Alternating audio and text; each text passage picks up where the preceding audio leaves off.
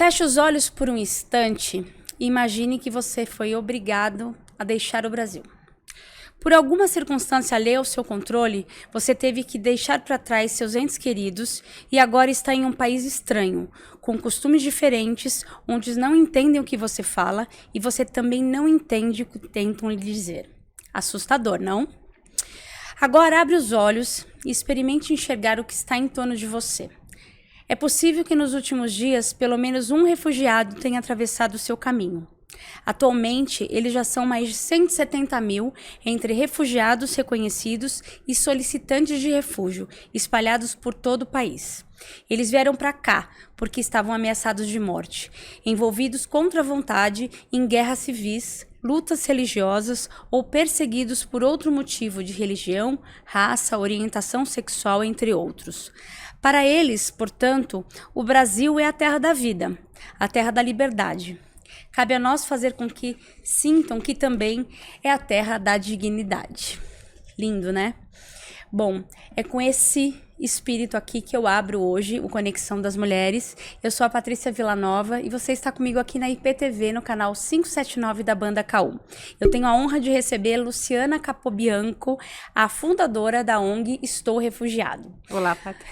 Ai, que delícia te receber e de conhecer uma pessoa que tem esse talento, esse coração gigante que você tem, Luciana. Obrigada. Na verdade, assim, a gente fala talento, coração, mas eu acho, assim, que é muito uma percepção de olhar ao redor, olhar o mundo, o que a gente pode fazer por ele, onde a gente se encaixa, em que tema a gente poderia se dar o melhor. E eu acho que em 2015, quando eu resolvi, né, criar o movimento Estou Refugiado, que foi uma percepção minha e de um grupo de pessoas que trabalhavam na minha empresa. Até então eu era uma publicitária, eu era uma empreendedora e tal, empresária.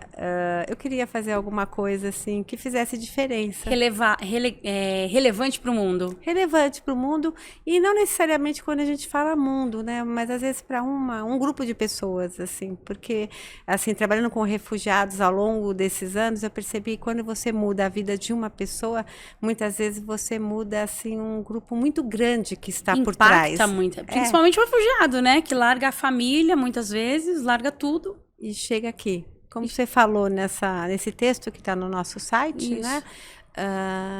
É muito duro para as pessoas, né? Largarem tudo, chegar num país que elas não conhecem, cujo idioma é diferente, a cultura é diferente. Nunca vou esquecer da Mami, uma refugiada congolesa, que foi acordada no meio da noite no Congo, porque o marido trabalhava com questões relacionadas a direitos humanos, e eles tinham que embarcar porque conseguiram um voo para o Brasil, uma outra ONG que queria defendê-los, que ele corria risco de morte, e no avião ela descobriu onde ela estava indo, que era para o Brasil, assim, tipo, Brasil, deixa eu pesquisar, oi, né? Chegou aqui, dormiu na rua, foi atrás de organizações, de igrejas que pudessem acolhê-la, e chegou até o Estou Refugiado, e a gente pegou a Mami como a gente, entre aspas, né, ajuda muitas pessoas para fazer com que a trajetória e a experiência, assim, né, digamos assim, de refúgio, assim, esse drama que seja uma experiência positiva e que essa pessoa lá na frente ela possa se tornar, assim, um brasileiro, um cidadão que venha contribuir com o nosso país. Que legal. Como que as pessoas chegam até a ONG Estou Refugiada? Hoje já é organizada porque o Estou Refugiado já é uma organização conhecida. Assim, né? Pelas outras organizações e pelos refugiados e pelas empresas. Mas enquanto eu tive essa parte assim, de transição de empresária para uma ONG, foi bem engraçado, porque o movimento a gente começou a fazer um trabalho que eu acredito muito, que é de storytelling. Sim. Contar histórias, né? Ou seja, os refugiados contarem histórias, contarem as suas histórias, e através dessas histórias a gente, assim, queria pegar o coração das pessoas, pescar pessoas para a causa, assim, né? Me adote, né? Me adote, mais ou menos assim, né? Não até uma pessoa que tenha um tempo livre para ser uma voluntária em alguma divisão, em alguma divisão, algum trabalho, como também uma empresa que queira contratar refugiados. E com esse trabalho que a gente começou a fazer, e lá atrás atrás a gente fez um trabalho que eu gosto, que foi o experimento social usando a plataforma do Tinder. Eu vi aqui, anotei algumas coisas aqui pra gente falar. A plataforma do Tinder tá aqui. E ela foi no começo, foi uma coisa assim, né? Uma ideia que a gente teve, né? Com relação ao preconceito e à xenofobia que existe com relação ao outro, que é o estrangeiro, e principalmente quando é o refugiado, que muitas pessoas confundem refugiado com terroristas, com bandido, etc. E a gente queria mostrar que isso era diferente. Então a gente chamou um refugiado congolês que fala 5 línguas, engenheiro mecatrônico, e criamos um perfil dele no Tinder, mas só que não como refugiado, como estrangeiro. A gente deixou uma semana, e depois de uma semana a gente foi ver o resultado. Ele teve 30 matches, ficou feliz, conversou com muitas mulheres e tal. Legal. Bacana. Então, troca a roupa dele, troca o chapéu, mais ou menos assim, e muda uma palavrinha do perfil dele na mesma para refugiado. 3 matches, bingo, ou seja, né? E tem um preconceito. O preconceito instalado ali. E isso foi legal, porque foi de uma forma um pouco criativa, porque vendo o meu background, né, de publicitária e tal, a gente conseguiu mexer com algumas pessoas, e foi louco, assim, que a partir daquele movimento, com esse vídeo e com outros conteúdos que a gente foi publicando, assim, de uma forma muito consciente e muito importante, assim, a gente começou a receber, de um lado, empresas que queriam contratar refugiados, e do outro lado, refugiados que queriam ser representados pela nossa organização. Que não era um instituto ainda, era um movimento. Então, teve todo um processo. Esses dias eu estava numa cafeteria e eu e minha mãe, a gente foi atendida por um rapaz que eu falei pra minha mãe, com certeza ele é um refugiado. E aí, eu nem conhecia ainda aqui Estou Refugiado, nada disso. E eu perguntei pra ele, você não é daqui, né? Ele falou assim, não, sou angolano. Tô no Brasil há tanto tempo, adoro aqui, agora aqui é o meu lugar, eu adoro o Brasil. Mas, assim, um atendimento impecável. Parece que o sentimento de gratidão que eles têm é muito grande. É muito grande, né? Então, eles fazem aquilo com tanto amor.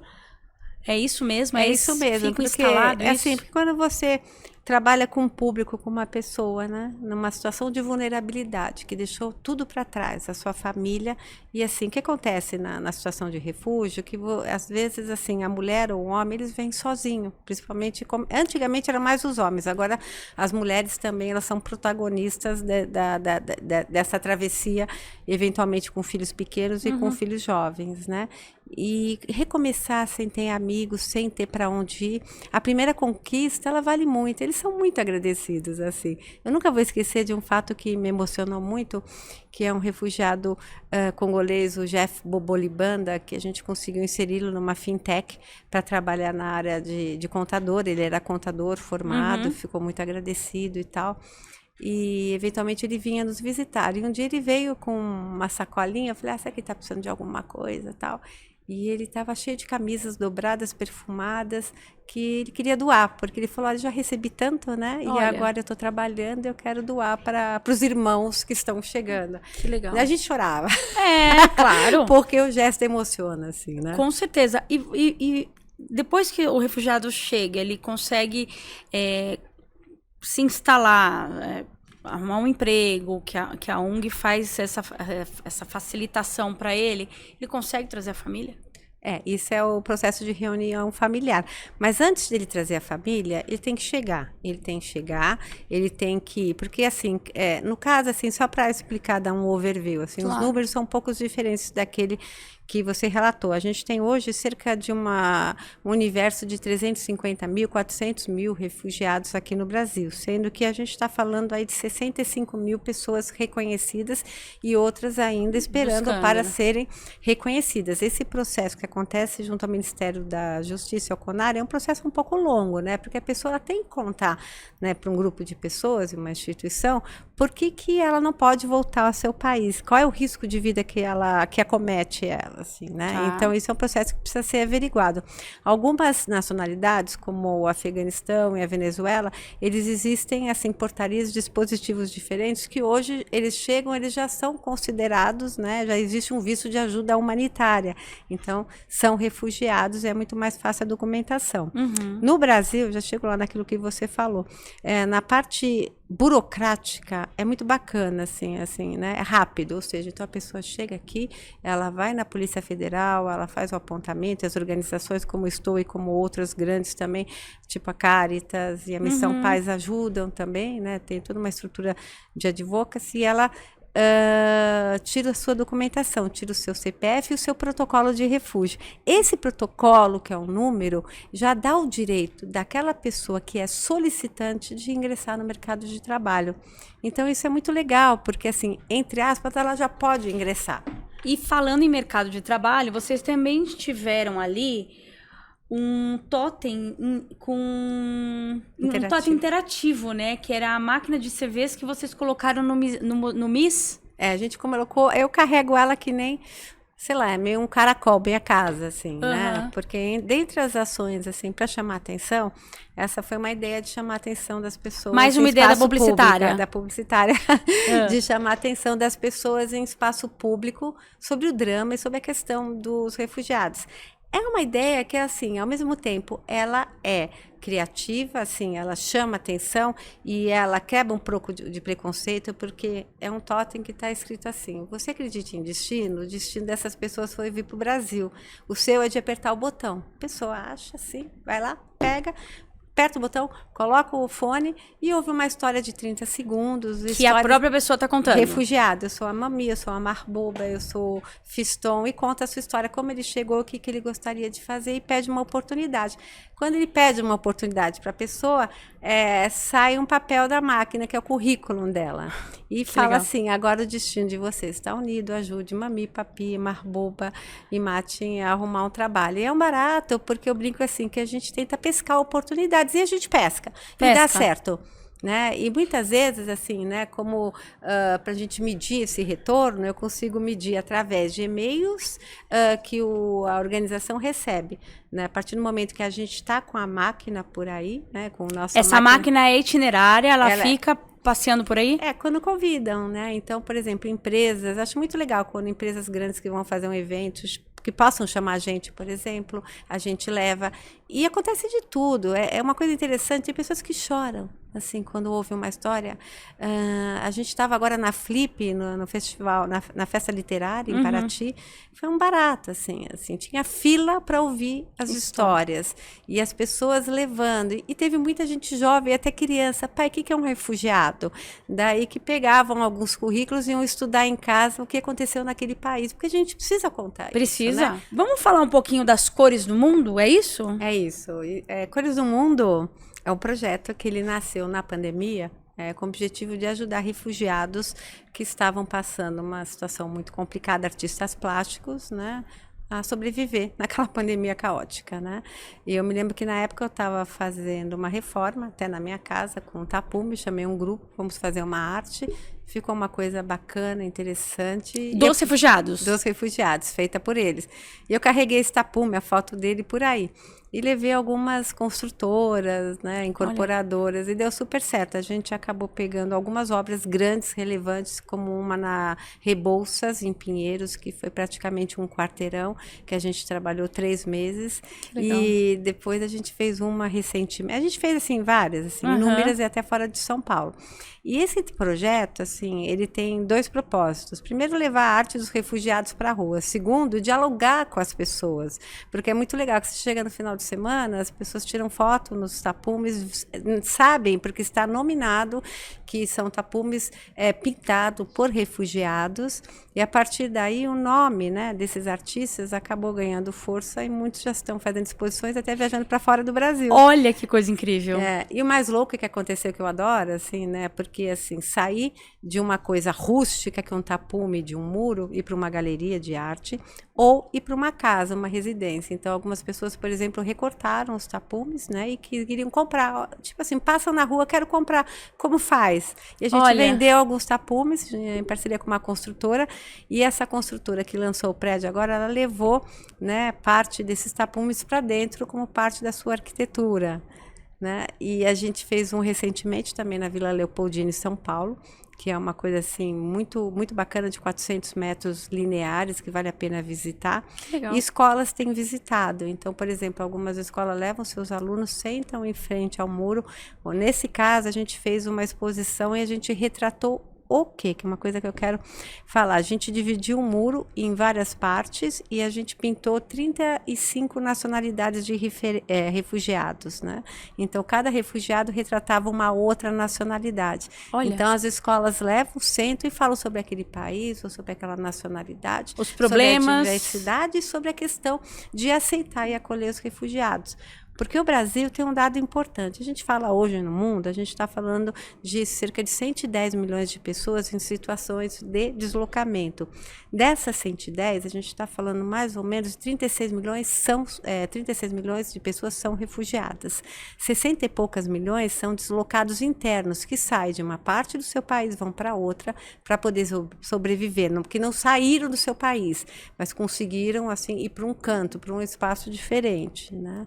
E no Brasil, a gente já recebeu mais de 139 nacionalidades diferentes. Então, a gente está falando de um número de 350 mil, mas 139 nacionalidades. É o país que já recebeu a maior diversidade em termos de nacionalidade. É mesmo? E isso é muito rico. Isso tem um pouco da cara do Brasil, assim, né? Então, são países, assim, que às vezes você desconhece, que são pequenos e que existe ou uma guerra, ou uma milícia, ou ataques, ou profundo desrespeito, né, os direitos humanos das pessoas, que elas chegaram até aqui. E você deve ter esse estudo interno desses refugiados que hoje estão na ONG.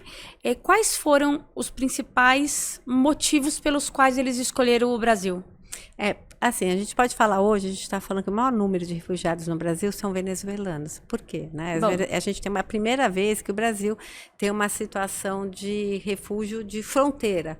Eles atravessam a fronteira e chegam no Brasil. Antes da pandemia, a gente tinha cerca de 900 pessoas que atravessavam a fronteira. Atualmente, a gente tem de 400 a 50 pessoas, 400 a 500 pessoas. Assim, a Venezuela desrespeitou profundamente os direitos humanos. Sim, assim, total. Né? Você via pessoas que saíam de lá. Eu nunca vou esquecer de uma mulher que a gente estava entrevistando, uma venezuelana, que estava super emocionada, fazendo entrevista de trabalho de currículos, com a mão super encerrada, fechada e com um brilho dentro. Eu super curiosa para saber o que ela tinha na mão. No final, que ela contou, que a gente ouviu a história dela, que a gente se abraçou, que a gente deu Kleenex, porque chora, né? Porque é muita emoção, é muita coisa pesada. Sim. Que as pessoas passam, assim, né? Ela estava com a chave da sua casa e do seu escritório. A casa que ela trancou e do seu escritório, que na verdade era um restaurante, porque ela teve que fechar, porque a escola fechou, então não era mais compradora, né, a sua cliente, e não tinha mais mercadoria, comida para comprar. Então foi embora. Então, a Venezuela é essa crise, né, econômica. E por ser uma questão de ser fronteira com o Brasil. De ser fronteira do Brasil. E entra por onde? Entra em Pacaraima, no norte. Então, eles chegam em Pacaraima, existe uma operação que é chamada Operação Acolhida, que já existe há vários anos. Ela é feita pelo Exército Brasileiro, em parceria com organizações internacionais, como a ONU também. Então, ela recebe essas pessoas que chegam, preparam uma documentação, elas são acolhidas em Roraima, de Pacaraima para Roraima. Roraima, elas são distribuídas em abrigos, né, que podem recebê-las. Então, a gente tem cerca de 6 a 7 abrigos diferentes, abrigos familiares, abrigos até para indígenas, os índios Uarau, que também são vítimas, né, de perseguições e até de garimpeiros, né, que acabam parando nesses abrigos. E a partir daí, o que acontece? Elas podem ir para um outro estado. Né? Ir para um outro estado, mas sob qual condição? Você pode ir para trabalhar, ou às vezes você tem um amigo, né, que a gente chama interiorização através de amigos, assim, tipo assim, eu cheguei, sou Luciana e conheço a Fernanda em São Paulo, eu falei, eu quero ir para casa da minha prima, então eu entro numa lista e depois eu sou transportada pelo avião da Força Aérea Brasileira, todo um processo super organizado, que legal, que é muito bacana, assim, eu acho que o Brasil, assim, tem lidado com isso muito bem, assim, ao longo dos anos, porque você não pode deixar um grupo muito gigante de pessoas numa sociedade, né, como em Roraima, que não tem como absorver essa mão de obra. A ONG, ela tem uma sede própria, que ela também serve como um abrigo. Não é só a questão do acolhimento para recolocar no mercado de trabalho. Você acolhe essa pessoa fica morando por um tempo. Na verdade, assim, esse trabalho começou, que eu chamo de Projeto Afeganistão, né? Há 2 anos atrás, no início da tomada, né, do Afeganistão pelo Talibã. Bem no comecinho, a gente fez parte de um grupo internacional que queria trazer um grupo de jovens meninas fotógrafas que corriam extremo risco de vida. Não existia ainda visto para afegãos no Brasil. Então, eu acabei me envolvendo pessoalmente com esse projeto para trazer essas meninas e a gente acompanhou o drama delas, desde sair, né, da sua casa e atravessar a fronteira, chegar no Irã ou no Paquistão e conseguiu visto para chegar aqui no Brasil. Quando essas pessoas chegaram, e foi um projeto que a gente fez em parceria com a ONG Compassiva e com a Sabrina, que é uma ativista internacional que trabalha na ONU também, a gente conseguiu fazer um crowdfunding para ter dinheiro inicialmente lá atrás, para onde elas vão morar, esse grupo de 6. Eu vi, vocês fizeram crowdfunding até para bilhetes de ônibus, né? Porque naquela época, antes dessa normativa aí do governo, eles exigiram bem no início, bom, vocês vão trazer um grupo de afegãos jovens, onde eles vão morar, onde eles vão trabalhar e quem vai cuidar deles. Era mais ou menos assim, né? E a gente foi atrás e acabei criando um co-living, que é um casarão que a gente abriga. Lá não são tantas pessoas, são 15 pessoas na região da Bela Vista, aqui em São Paulo. Tá. E esse projeto, assim, foi assim, muito transformador. O dinheiro internacional acabou e a ONG acabou assumindo esse trabalho, porque acolhimento não é um trabalho de curto prazo, é de longo prazo. Porque você nem sabe até quando, né? Não, imagina você tirar uma pessoa, por exemplo, no caso do Afeganistão, que você tem uma língua super distante, não é nem distante, é o persa, eles falam persa. Para aprender o português, demora cerca de, sei lá, 1 ano e meio, 2. Quem se dedica muito, talvez 1 ano e 6 meses para falar um pouco fluentemente. Que vocês dão aula lá de português? A gente dá aula lá de português também. Então você tem que ter uma pessoa que fala persa também. Não, muito engraçado. Eu contratei alguns refugiados, 4, desse grupo de fotógrafas, eu acabei meio que sendo mãezona. Eu contratei, trabalhavam com a gente, eu ficava no Google Tradutor o tempo todo. Sério? Assim, é super cansativo, mas dá certo. Eu acho que a gente tem que tentar fazer isso. E a gente tem esse abrigo que eu chamo de co-living hoje na região da Bela Vista. E agora a gente está com um prédio em Santa Cecília, que ele é doado por uma querida amiga, uma pessoa assim que é muito especial, que soube dessa causa e soube da necessidade de abrigar mais pessoas, emprestou em estilo comodato. Então, a gente tem cerca de 6 apartamentos, cada um de 2 quartos, abrigando famílias. E a gente tem que cuidar delas, assim, né? Não só abrigá-las, mas como a gente tem que prover comida para que até que elas possam trabalhar e ficar independentes. E quando acontece de alguém ficar independente e começar a trabalhar, começar a ganhar seu dinheiro, ela sai do abrigo. Para dar lugar. Como recentemente o Akmal, que é um querido, e ele saiu e falou, olha, eu vou ter que sair porque eu consegui um emprego legal. E é muito interessante, por exemplo, quando a gente fala dessa migração afegã que está acontecendo hoje e que a gente vê muito nas notícias, assim, né? Tem muitos afegãos no aeroportos e não sei o quê, porque o que acontece? As políticas públicas hoje e as prefeituras, os governos dos estados, eles querem ajudar, mas não ajudam muito mesmo. Não tem essa eficiência, essa rapidez necessária para ver aquele grupo que chegou e recebê-los. A gente recebeu, por exemplo, no nosso abrigo, em Santa Cecília, uma pessoa que era ex-diretor do Banco Central do Afeganistão, que estava morando no chão do aeroporto, assim, né? Não muito diferente de qualquer pessoa afegã que chegou, assim, né? E com uma família de 7 pessoas. Uma família que são 4 mulheres e o pai, porque a mãe morreu anteriormente, lá no Afeganistão. Eles têm apartamentos, viviam bem de vida e estavam no chão do aeroporto. E a gente teve, assim, né? O que eu tenho feito, assim, é tentado montar um grupo que é parecido, para que eles se deem bem, porque na verdade acaba virando uma grande comunidade, as pessoas assim, né? É a família que eles constroem aqui, uma família nova que eles constroem aqui. Acaba sendo uma família nova, assim, né? Sim. E a gente tem que evitar atritos, e acontece, as pessoas chegam estressadas, tem pessoas que chegam desesperadas, tem pessoas que chegam deprimidas. Outro dia a gente recebeu uma mulher que ela acabou de sair do Irã, saiu o visto dela para chegar para o Brasil, que era um visto humanitário, do marido não saiu e do filho não saiu. Ela veio sozinha? Sem filho de 10 meses. ela estava querendo, assim, ajuda para voltar, se arrependeu, assim, né?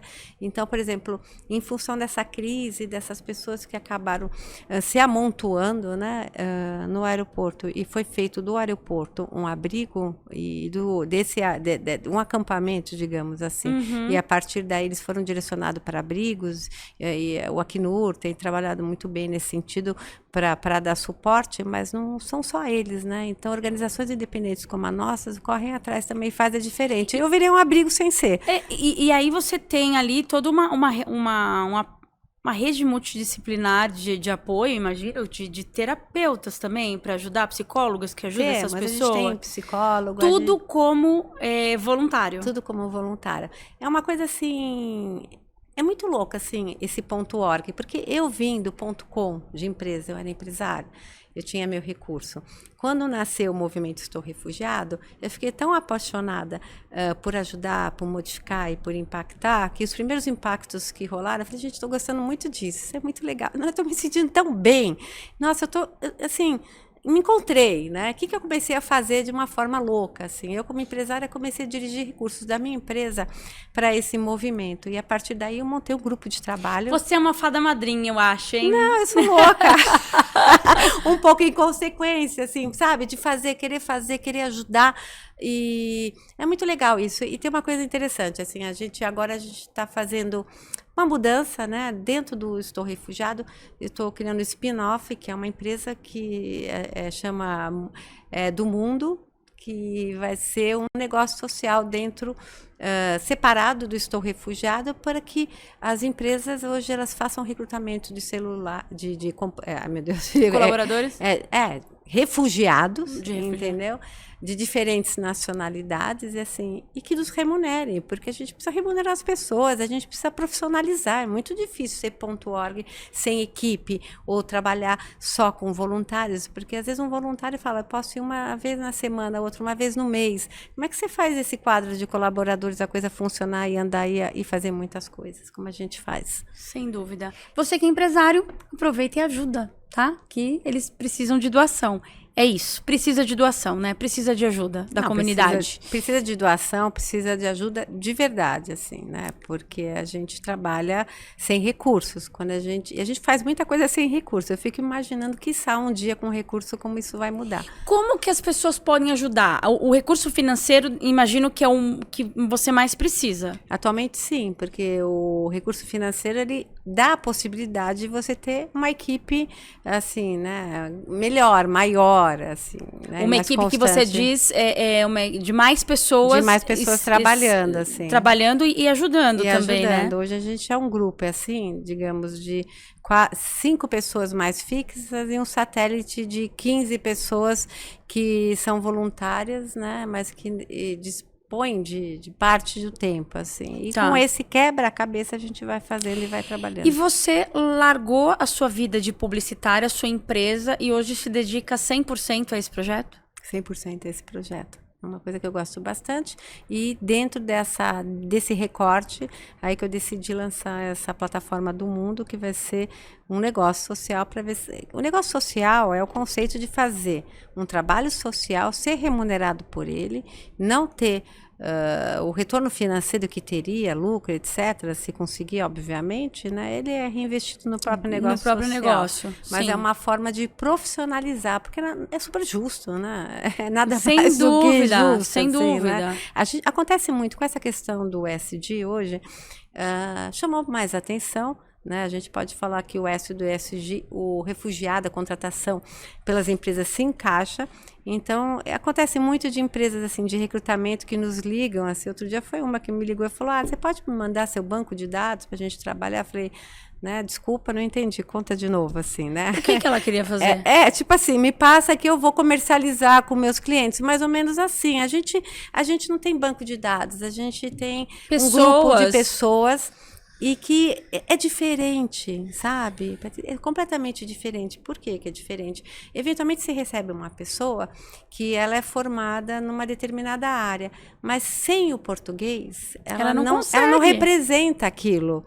né? E muitas vezes com um pouco de depressão também não chega. Então a gente tem que ter um entendimento da onde essa pessoa pode chegar, de que forma ela pode chegar e como ela pode contribuir para a empresa, para que não seja assim, sabe, um turnover na empresa. Isso a gente não gostaria. E outra, né?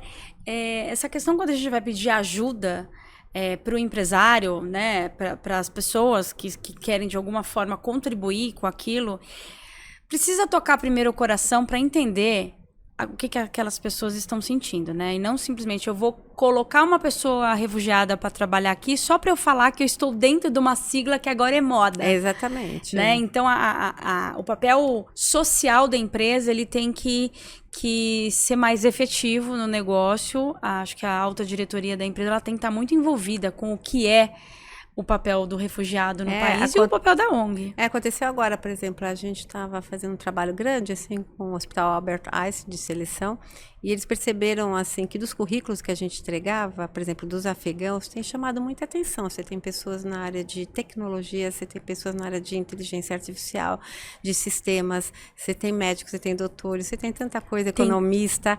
E a gente começou a compartilhar esse tipo e falou, olha, a gente está contratando, mas e o português? Daí eu me lembro que eu fiz uma coisa assim que eu falei, vamos quebrar paradigma? A gente fez uma reunião, eu assim, reuni um grupo de jovens, 6 jovens super bacanas, hard skill, né, afegãos, e falei, let's start speaking English, né? E todo mundo começou a falar inglês na reunião. Eu falei, bom, você tá meio aí, que resolveu, não tem o português, mas tem o inglês. Então vamos contratar falando inglês? Olha, e contrataram 2 pessoas falando inglês, falou, mas agora a gente vai montar, a gente gostaria de ter um curso de português para afegãos, e nos apoiaram. E a partir daí nasceu o nosso projeto educacional. Então hoje a gente tem uma escola, né, de português para refugiados afegãos e tem de algumas outras nacionalidades que chegaram, que são super bem-vindas também. E é um trabalho que é feito em parceria com 2 professoras, a Iracema, Eliana, Bárbara, Maria José, e agora esse grupo cresceu, só de voluntários. Quando eu falei 15, eu não falei deles, são mais 8, e está sendo transformador, está sendo muito bonito. Você pode deixar uma refugiada que fale português vir aqui? Óbvio. Contar a história dela? Sim, sim, sim. Acho que é legal escutar esse outro lado, né? Vamos combinar. Vamos combinar. Você vem também, óbvio, né? Pra ajudar a gente nesse contexto. Tô vendo que você tem um livro aí. Conta. A gente tá acabando. Me conta desse livro. Esse livro, na verdade, é uma coleção. Uma pretensão de coleção, né? Como eu te falei, né, o Brasil já recebeu 139 nacionalidades diferentes e eu resolvi fazer um livro contando histórias de mulheres refugiadas, só de mulheres. Por que mulheres? Tudo a ver com conexão das mulheres, né, Tudo gente? Tudo a ver, né? E por que mulheres? Porque assim, a mulher, ela, nessa questão do filho, a mulher que tem filho, ou ela deixa o filho para trás para abrir primeiramente uma frente, chegar naquele país, se estabilizar, depois fazer a reunião familiar, né? Ou ele carrega ela. Ontem mesmo a gente fez uma entrevista com uma nigeriana que atravessou um rio com um filhinho naquele canguruzinho, assim, coisa mais linda, assim. Então é muito drama. Ou mulheres que passam por situações de abuso, né? Que atravessam fronteiras, que são violadas, e que esse tipo de coisa, assim, que acaba sendo muito vulnerável. A situação da mulher, ela se agrava numa exponencialidade absurda, absurda. Né? Então, a gente lançou esse primeiro livro, que é uma coleção Estou Refugiado, contando uma história do Afeganistão, da Mahbuba, que a Mahbuba é uma dessas jovens fotógrafas que começou o projeto nosso, né? E hoje ela está no Canadá, porque ela decidiu, como muitos afegãos que chegaram aqui no Brasil, que já falam inglês e que são super profissionais, falam, caramba, eu vou ficar 2 anos aprendendo português, e acabaram indo na rota. Que rota é essa, né? De ir para os Estados Unidos e entrando ilegal. E muitos conseguiram, e a Mahbuba chegou no Canadá. E eu adoro ela, a gente está sempre em contato. A gente conta a história de Lara. Lara, de Moçambique, ela é mulher, ela é refugiada, ela é negra, é LGBT. Nossa. E ela, em Moçambique, né? E ela é uma fortaleza, Ela né? é uma fortaleza. E ela saiu de lá porque muitas amigas foram mortas em função da orientação sexual. Ela viu uma novela do Brasil, mulheres, um casal homoafetivo, falou, caramba, se lá tá na novela, é para lá que eu vou. Ela acabou montando uma oficina mecânica, teve 2 filhos com a mulher dela, o Catriel e o outro, e está super feliz. Venezuela Francis, que é uma advogada incrível, que a gente conseguiu ajudar em várias etapas da vida dela, é nossa embaixadora. Atualmente ela está trabalhando numa escola americana, foi promovida e os filhos ganharam bolsa e já estão falando inglês. E da Ucrânia a gente fala da Natália também, que veio com filha. Que veio com filho fugido da guerra, os pais morreram na guerra e a gente conseguiu inclusive uma bolsa de estudo para o filho dela numa escola americana também, porque ele fala inglês. E a nossa pretensão, que se tiver alguém que queira ajudar, e eu vou fazer, não quero, independente de ajuda ou não, é retratar todas as nacionalidades, chegar a 139. Então a gente começou com 4. E só de mulheres? Só de mulheres. A gente acabou de subir o livro na Lei Rouanet com mais 3 histórias. E a gente vai retratar o Congo, a gente vai retratar a Rússia e a gente vai retratar a Palestina. E foi muito engraçado, assim, muito tocante, não é engraçada a palavra, que quando eu estava fazendo entrevista com uma Rússia, que também é um novo refugiado hoje, aquelas pessoas que fogem, nesse caso eles são refugiados, eles tiveram que sair porque eles são, né, graças a Deus, contra o Putin, né, e tiveram que sair da fronteira, pela fronteira, o Berquistão, e chegaram no Brasil. E ela estava me contando toda a história dela, que ela gostaria de contar nesse livro. Daí, no final, a filha dela levantou a mão e falou, posso falar uma coisa? Eu falei, claro. Eu queria contar a minha versão. Eu falei, como assim? Né? Ela falou, porque então, tudo que minha mãe falou está super certo. Mas tem a saudade da minha avó, tem meus amigos que eu deixei, tem o cheiro do pão, tem o gato que eu conheci no caminho, tem o cachorro, não sei o quê, tem o skate que me ajudou na fuga. Assim, eu falei, caramba, daí nasceu... daí dentro desse projeto nasceu, esse próximo vão ser 2 livros, né? Um infantil, contando a história de 3 crianças que vão ser paralelas às crianças. Um é seu. Meu? Eu trouxe para você. E que eu preciso de um patrocinador pro próximo. Então, vamos pedir, olha só, aqui... Puxa, Luciana, eu não tenho palavras, cara. Todo episódio, normalmente, eu tenho chorado no final. Eu vou tentar me conter aqui, mas o meu coração tá, assim, explodindo de alegria de conhecer uma pessoa tão empoderada como você e que tem esse coração tão gigante. Parabéns. Obrigada, que obrigada Deus pela te oportunidade. dê em dobro tudo que você dá de coração para todo mundo. Eu espero que... você possa... Na verdade, eu espero que a gente não precisasse receber mais refugiados. Também. Né? Que a paz no mundo...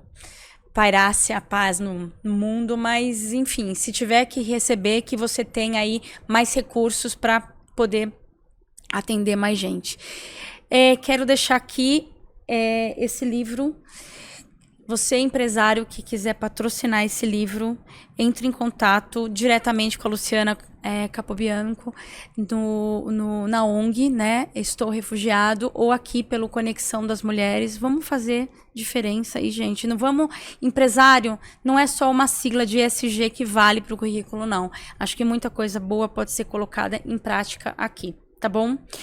Luciana, prazer te conhecer, obrigada. Eu quero que você traga uma refugiada para conversar com a gente aqui. Vamos escutar a versão dela também? Eu vou trazer. E só para terminar, para falar em choro que você levantou, a gente foi na Flip, foi convidado, assim, com muita alegria, para ler, né, o livro junto com as refugiadas. E foi uma coisa estonteante. Assim, a gente fez um grupo falando e lendo, e as refugiadas... Assim, foi todo mundo abaixo. As pessoas não paravam de chorar. Muita emoção. Toca o coração mesmo, né? É isso, ficamos aqui no episódio de hoje. Espero que vocês tenham gostado. Um beijo e até o próximo episódio.